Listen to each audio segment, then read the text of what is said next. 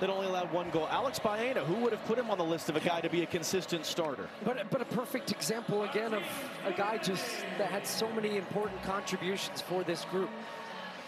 And in a rare occasion where we think about history many, many years from now, about this World Cup, this edition, and who knows how many Lamine Yamal is going to win, wearing the number 19 shirt at 19 years old, turned 19 throughout the tournament, and yet scored 1 goal. That's the scary thought, that he's a World Cup winner on a day where he wasn't the star.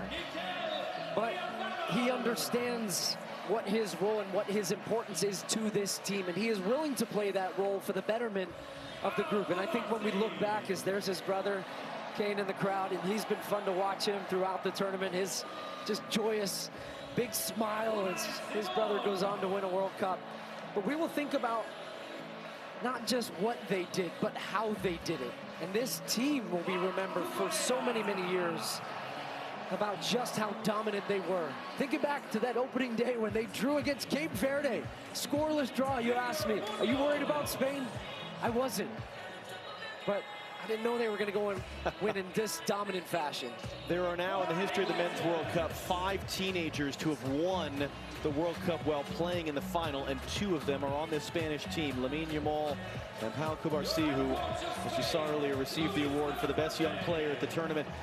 And Luis de la Fuente is the great example, as his predecessor as World Cup winning coach was Lionel Scaloni, of the Federation man. He was the youth national team coach. He didn't coach at a high-profile club. He wasn't a big star manager. He has done nothing but win, and he becomes now, at the age of 65, the oldest coach to win the FIFA World Cup. He said it best in his post-match interview. He said, this has been coming. We've won at every level, and they have. They win at youth national team levels. He managed this team at the U21s, then gets the senior job, and the most important one of all, he is now a World Cup champion as well.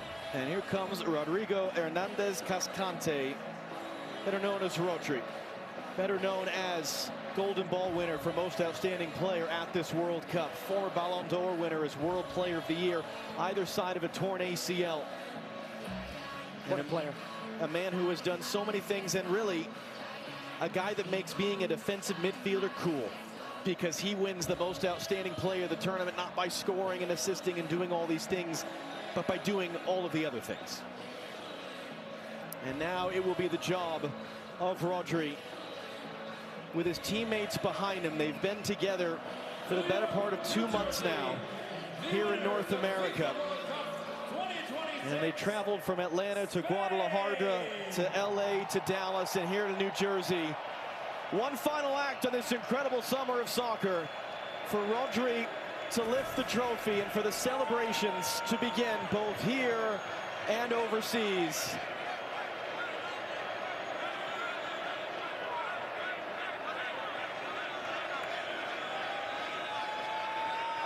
And when Rodri's ready, here we go. Spain have won the World Cup.